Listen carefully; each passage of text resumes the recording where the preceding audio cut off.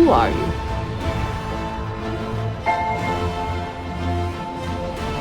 I'm no one.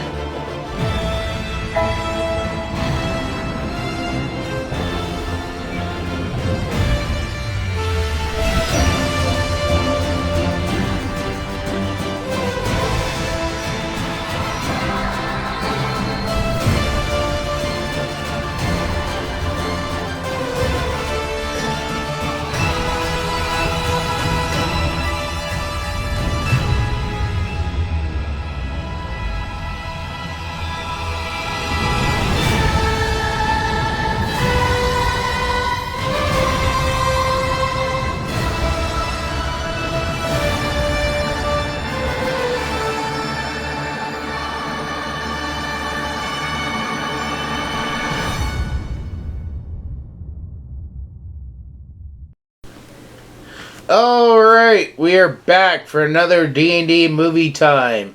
And today, we are finishing up the Star Wars movies for this year with Star Wars... Episode 9! The Rise of Skywalker.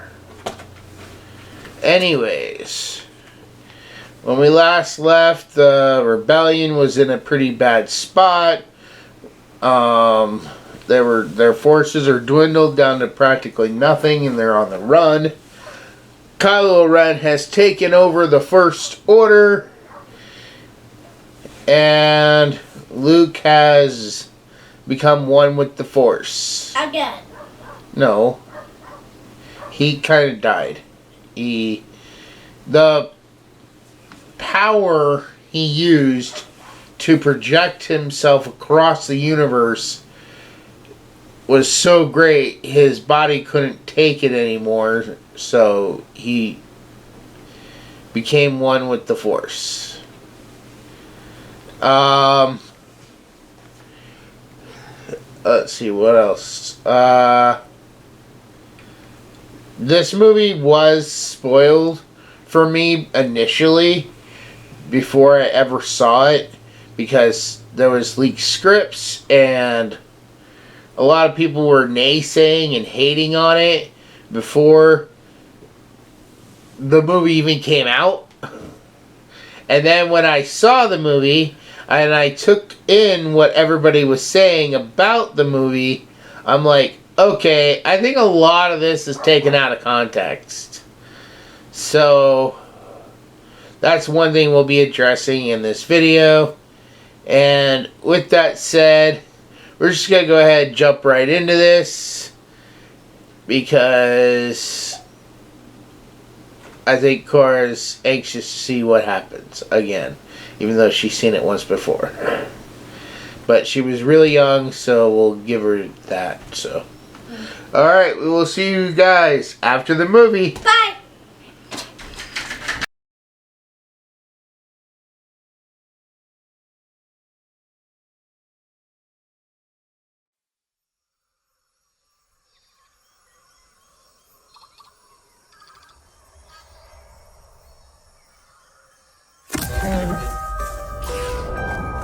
It's an instinct.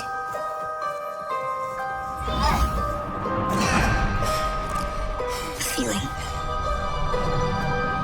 The Force brought us together.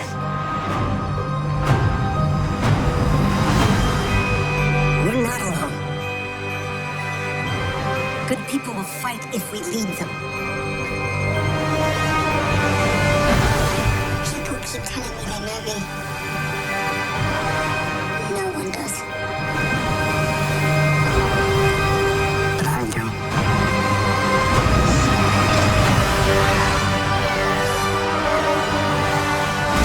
Long have I waited. And now you're coming together.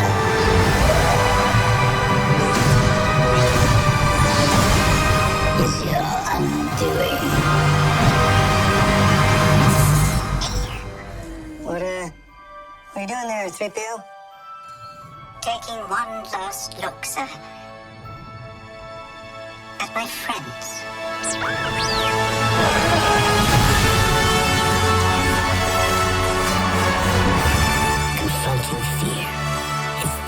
destiny of the Jedi.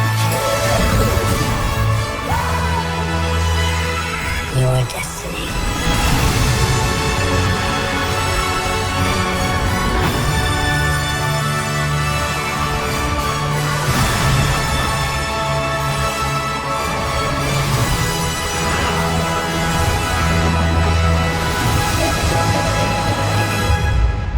The Force will be with you. Always.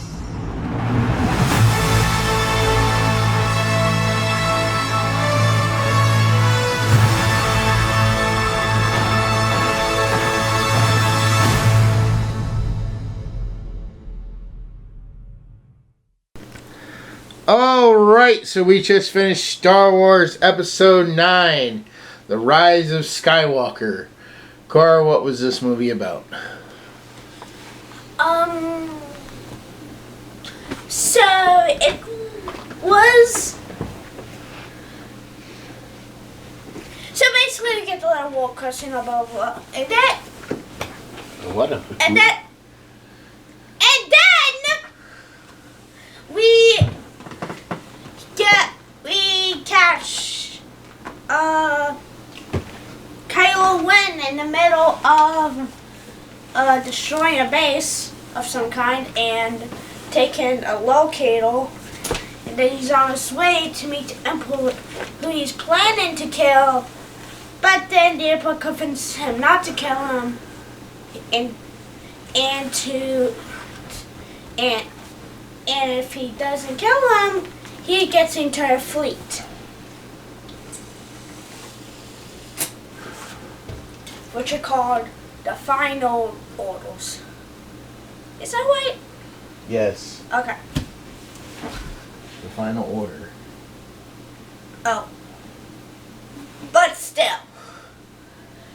What happens next?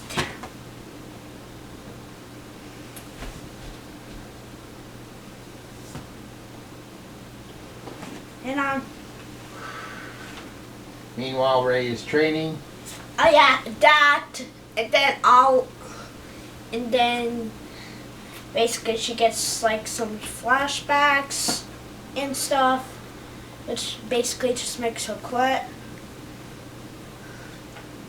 And meanwhile, with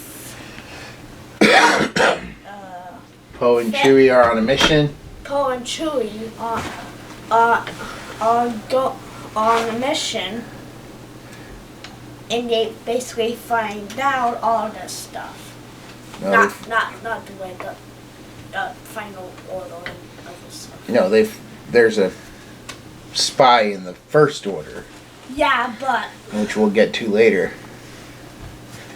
Anyways, so they get the information that the Final Order is on a planet called Exegol. which they need a locator to get. So they go hunting for one, the same one that Luke was looking for but never found, before he decided to quit being a Jedi.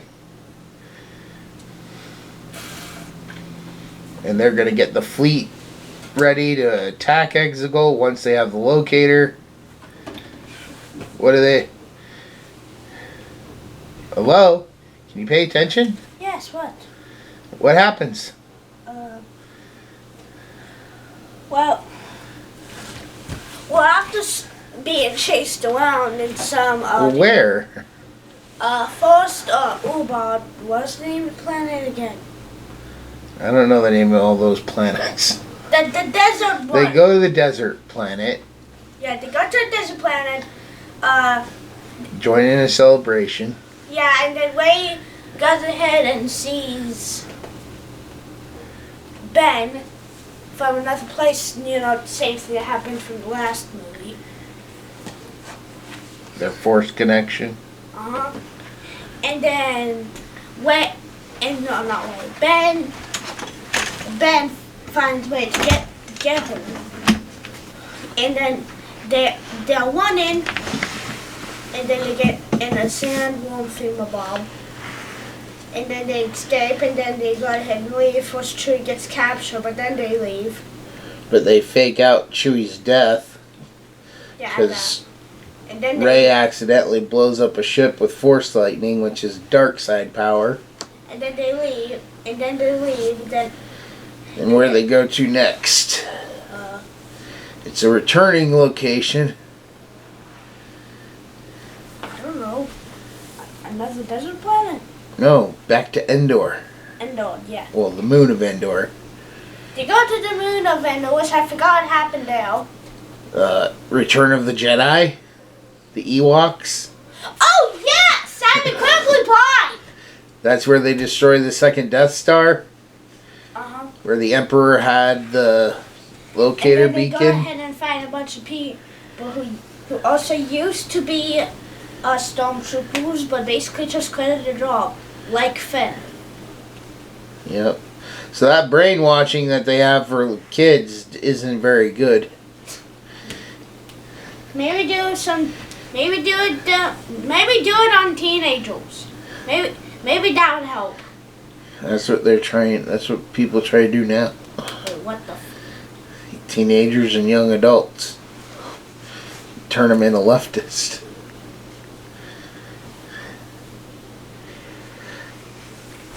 Anyways, continue on. So... Anyway, goes ahead and then it goes... Because they figured out what the locator is, so they get it, but then... And then when she does get after a quick fight with herself, literally a fight with herself. Literally. Yes, we got it.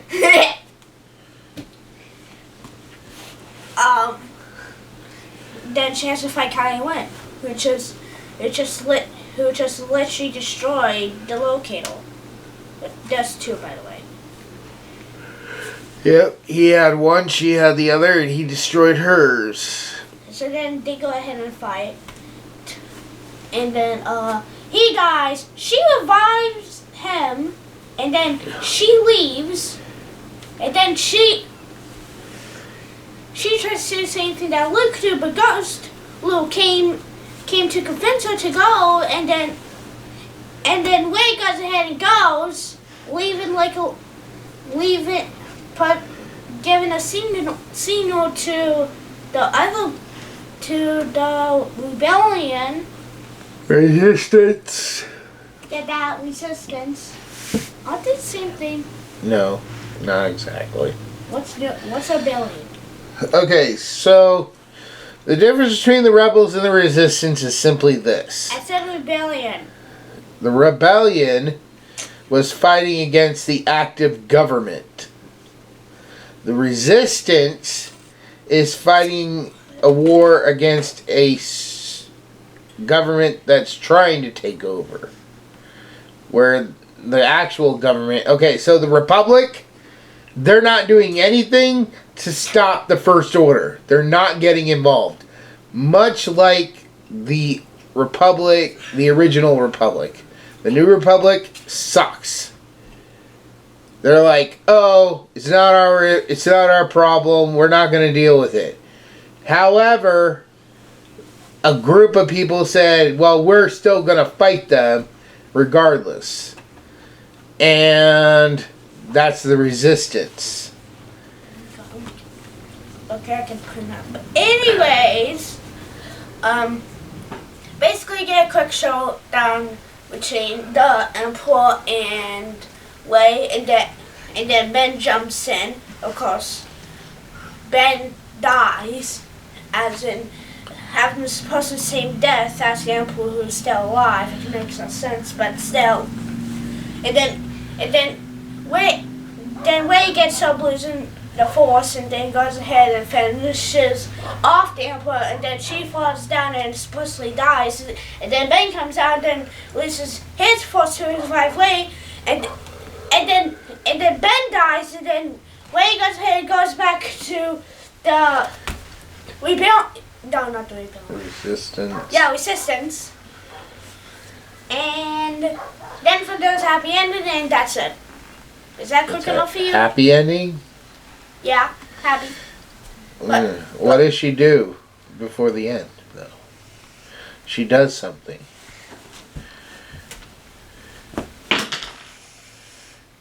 What? No. She buries Luke's and Leia's lightsaber. Oh, that! And somebody asks her name, and what does she say? Skywalker. Why is that funny? I don't know. It's just like, I don't get it. Well, a lot of people didn't get it because a lot of people did not pay very close attention. I was paying attention, but supposedly I was not paying close attention. Exactly. There's a difference. So, I talked about this in a previous video. Rey is the daughter of the clone of Palpatine. Much like Boba Fett was the clone of Jango Fett. Born a clone, but raised like a normal person. That's how... Can you stop chewing on things like a goat? Bah! Okay, stop. I'm not kidding. Everybody can see you doing this. Anyways.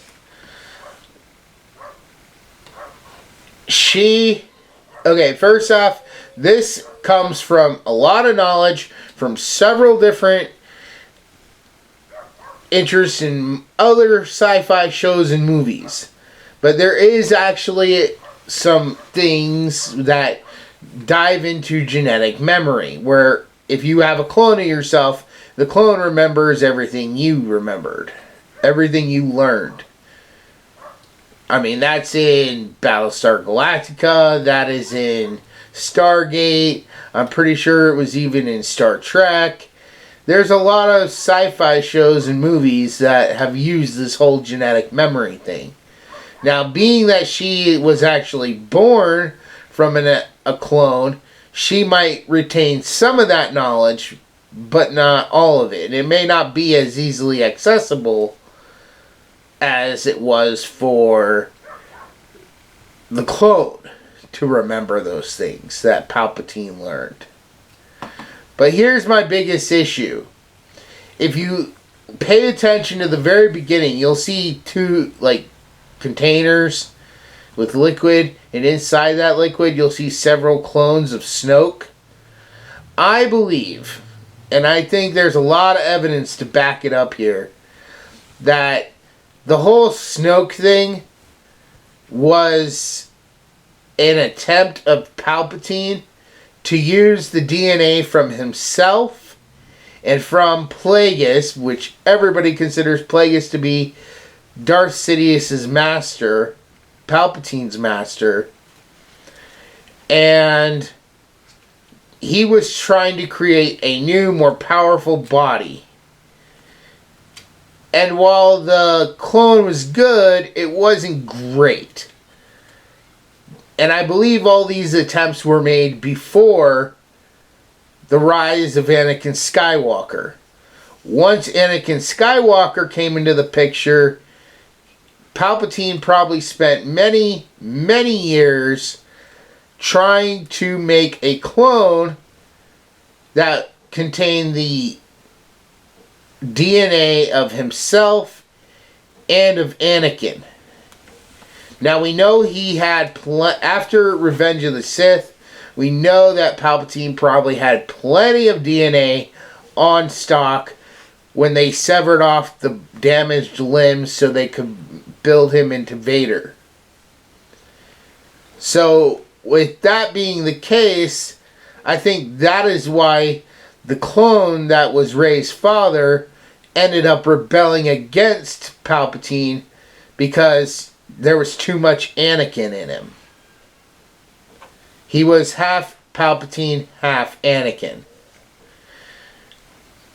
And then Rey, being the granddaughter, shared that DNA, which created a family bond between her and Ben Solo, which we can see throughout, okay, so Anakin did not have the same connection with Queen Amidala that Luke and Leia had, because they were not related. But Luke and Leia could sense each other from far away. And now we got it even more that Ben could not only just sense, but because of this weird, crazy experimentation thing that all went on, that created the dyad that ultimately ends up rejuvenating Palpatine, which Corey didn't even talk about. So that is my thought. And it really plays into... I mean, I made a whole video about this, so you guys can go check that out if you want even more details. But that is my belief on why she ends up taking... Well, one of the main reasons she ends up taking the name Skywalker at the end. Because not only is half her DNA probably Skywalker DNA, since Anakin was the most powerful Force user Palpatine had ever laid eyes on, which he helped create, and you'll know that if you read the Darth Plagueis novel. But not only is half her DNA Skywalker, but she was brought back to life by Ben Solo, who was the last living member of the Skywalker family, even though he didn't carry the name Skywalker. Now the Skywalker Force energy is inside her. It brought her back to life. So that is... And also, I mean, come on, seriously. How would the galaxy respond to somebody who goes by the name Palpatine? Nobody's going to believe in her. No one's going to trust her. No one's going to follow her. No one's going to want to be friends with her. I mean, well, except the people that made friends with her over the course of these movies. But that's because they didn't know she was a Palpatine. So she can never go by the name Palpatine. And who would probably want to go by that name? I mean, that name is scarred forever in the entire galaxy's eyes. So that is why, at the end, she buries the two lightsabers and goes by the name Skywalker. Because she probably is part Skywalker. And she was brought back to life by the very life energy of a Skywalker. Now, I've argued this point many times. Like I said, I made a whole video if you want to check that out. But we're going to go ahead and take a quick break, because I'm sure I'll talk about this some more when we come back. So we will see you in just a minute. Bye.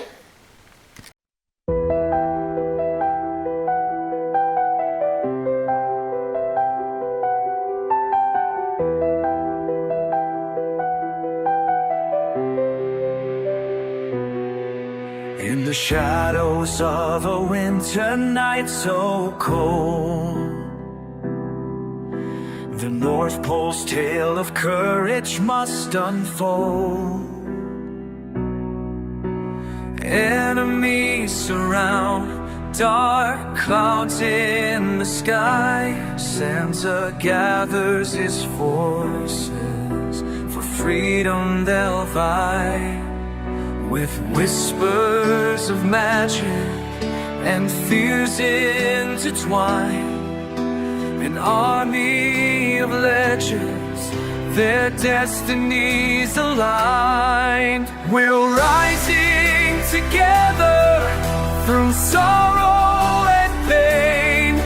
With hope in our hearts, we'll break every chain.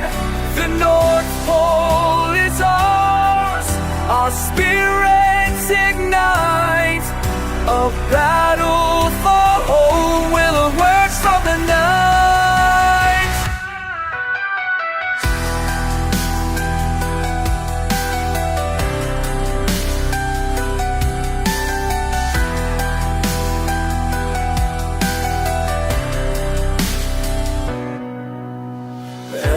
with their laughter, warriors at heart, trolls with their strength, ready to take part.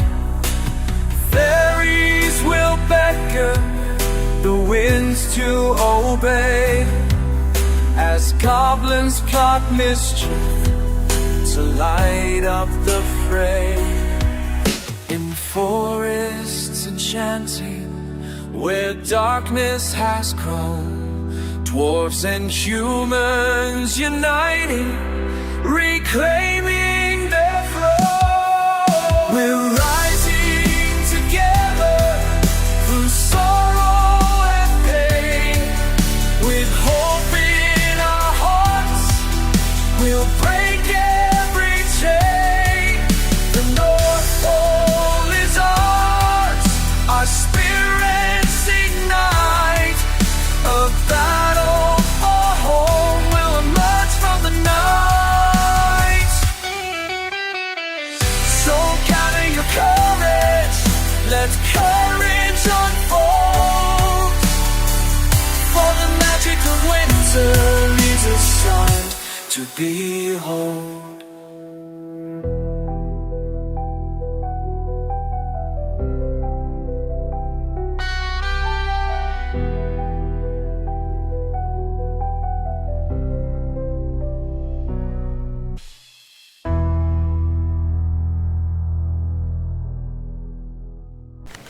Alright, we're back from our quick break. Alright, Cora.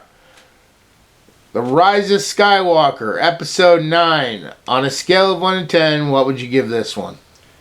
9 out of 10. It was pretty good. That's about all I have. Did you have a favorite character? Wait.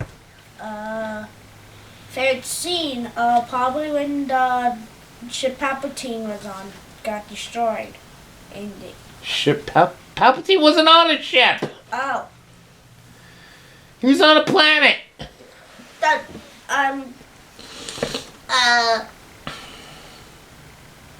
when what's the ship at the end? There was a lot of ships at the end. You got a point. The big one. The big one that. They were all big. The big one that the little small big ones tried to destroy. The big one's as big. That's bigger than the big ones. Well, it wasn't bigger. It was the same size. It was just a command ship. That's all they called it. The command ship. That's your favorite scene. Yes, and the command ship exploded. I thought it would have been when Kaboom! all the ships arrived. Yeah, that too. And if you actually knew more about the Star Wars lore, then you would know that, I mean, hey, there's a lot of Easter eggs in there from other things. Yes.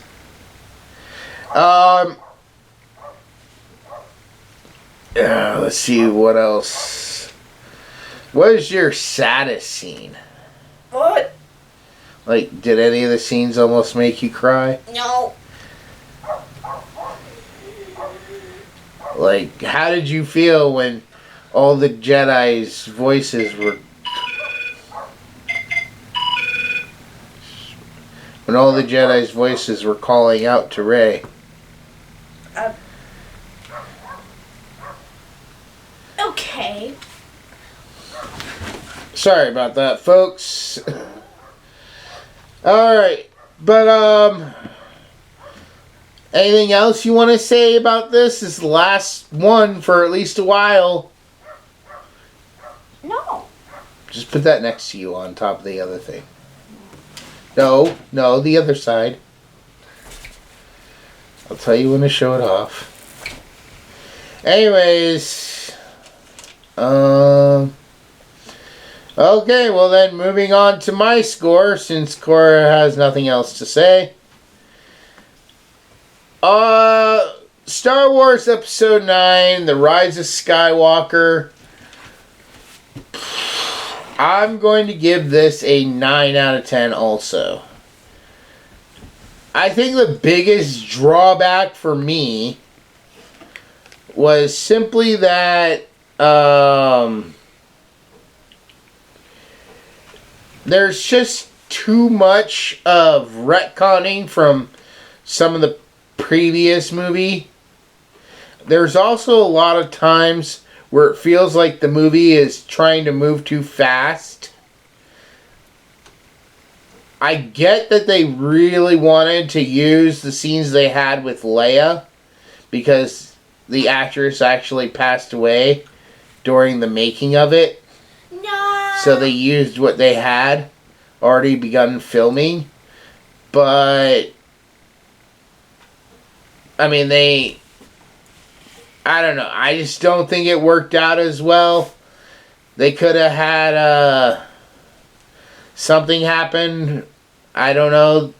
But like I said, some scenes just felt a little too forced, a little too rushed, and there was a little too much retconning.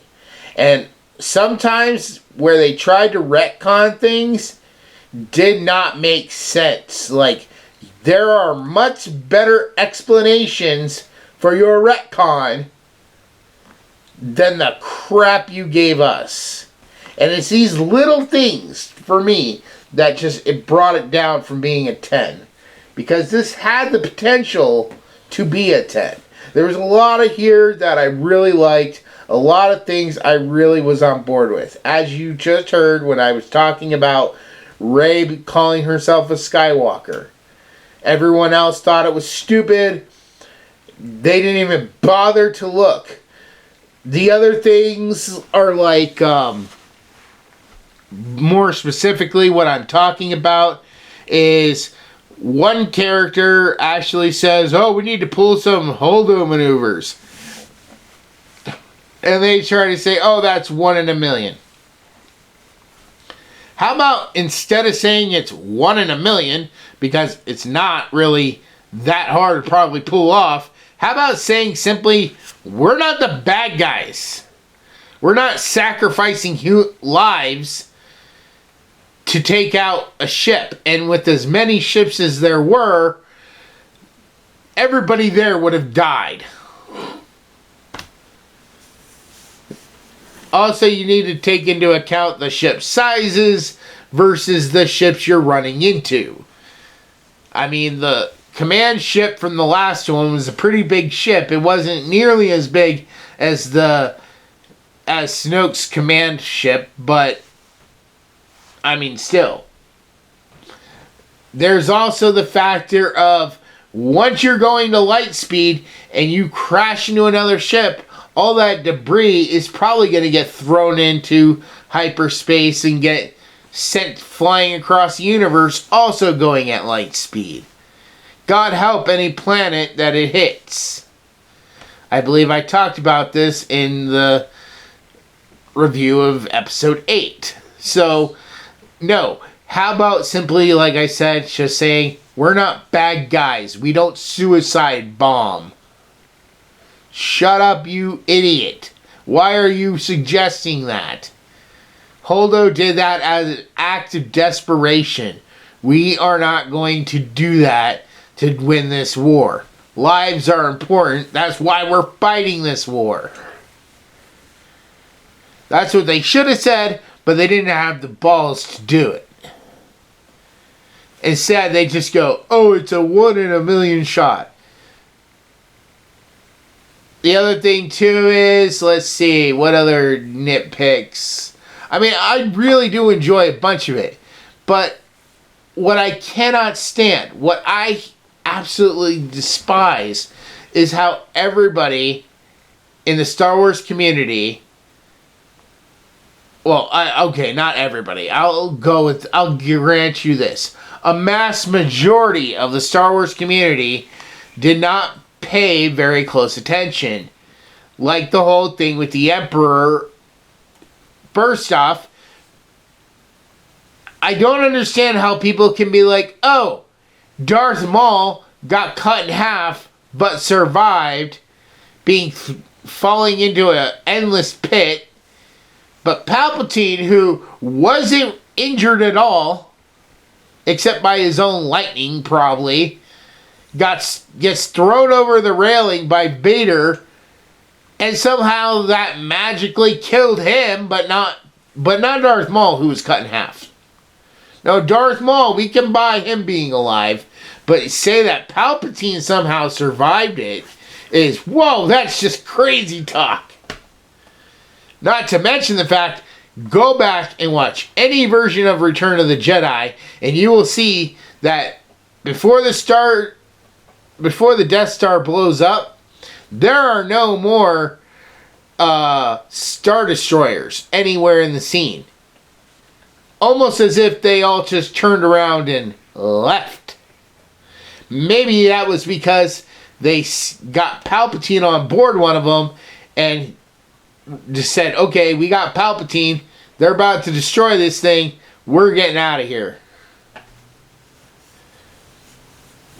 Or there is the other explanation too, where maybe Palpatine did die and he came back as some sort of zombie, taking over his body long enough to find a replacement.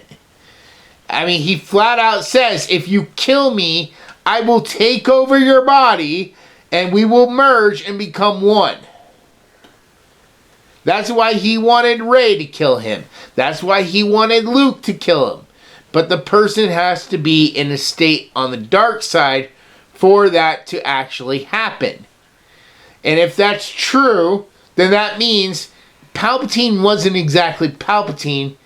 I believe it was Darth Merrick that created the rule of two. And that's probably why. He's been doing this for 1,000 years since the fall of the Sith.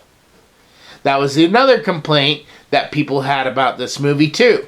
How is there an entire planet of Siths? They're not Siths. They are followers. They are cultists. They are a planet devoted to the Sith. Hidden away, completely loyal, and it was probably where Palpatine kept coming back to after he finally took over the galaxy with the Empire. He probably had a retirement home there. And that's probably where all the Red Guards, as you saw in Return of the Jedi, the Red Guards that were with them, because the Stormtroopers here are the same red color. The Red Guards that were guarding Snoke were the same red color. They were probably cultists that were loyal to the Sith, and they had a special look that they had to keep. They wanted the Sith red color. So aside from that, and the last complaint too that I hear a lot of people talk about, and this one hopefully Cor will chime in, but the whole they fly now thing. What? Yeah, a lot of people complain about the whole they fly now remark. But what a lot of people don't take into account is the fact that, have you seen a Mandalorian's jetpack? Yeah, they literally used as a Mandalorian as a hunter last time I checked, because I have not seen I have seen a Mandalorian, but I have not seen a Mandalorian recently, but I do remember how the Mandalorian looks. Well, Boba Fett's jetpacks, same thing. But yeah. The point is that those jetpacks are kind of big. They're like book bags, but they're probably a lot heavier than a book bag. Even if they somehow magnetically seal to the suit. I mean, it's still a pretty heavy thing. It's like the Ghostbusters carrying around a proton pack. It was not, the technology of jetpacks was not something that everybody had. And it wasn't exactly safe for everybody back during the time of the Empire. Remember, it's been some years since the fall of the Senate and the rise of the Empire. So, the fact that they fly now is more of a comment to the fact that Finn wasn't even aware that they were probably making these for the stormtroopers, and these were probably elites. And they didn't see big old jetpacks on the back, so they were taken by surprise, like, oh, they have the ability to fly. They have jetpacks that aren't huge and sticking out for me to shoot them. They're part of the suit. Kind of like Iron Man suits. And that's what caught them by surprise, because this was not technology. And, you know, that's the other thing, too.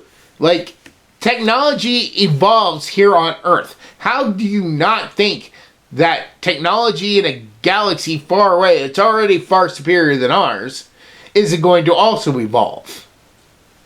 Hence, the way they were able to make all those Star Destroyers with lasers big enough to destroy a planet like the Death Star, but still have them on a ship without making the ship ginormous.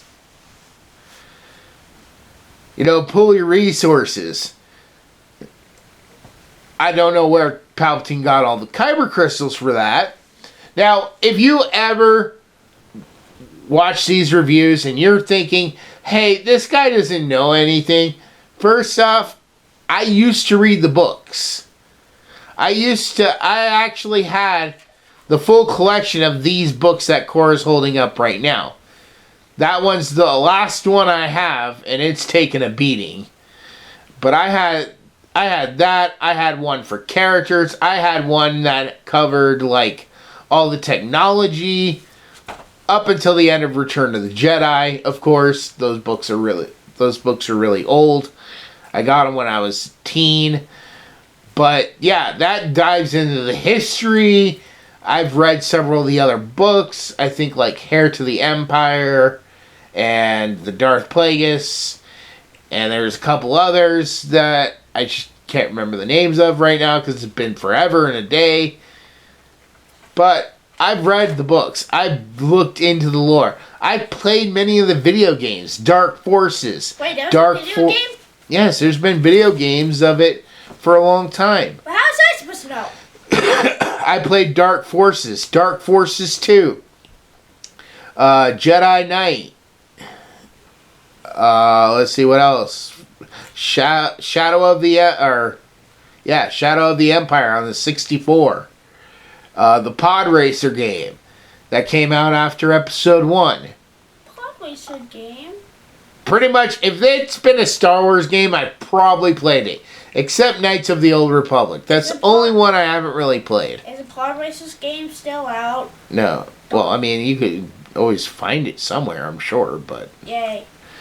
But yeah, so I've done my research. I've lived with Star Wars pretty much my entire life.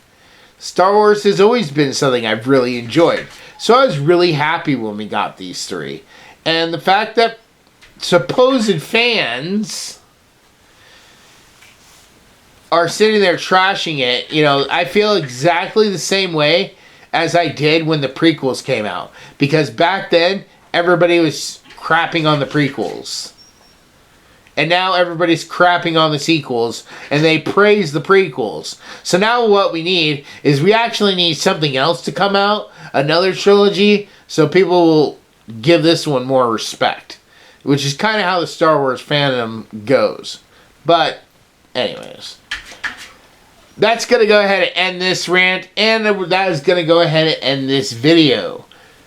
We will be back one more time before the end of Star Wars month with our ranking. So we will see you all, we'll talk to you all in the next one. Bye.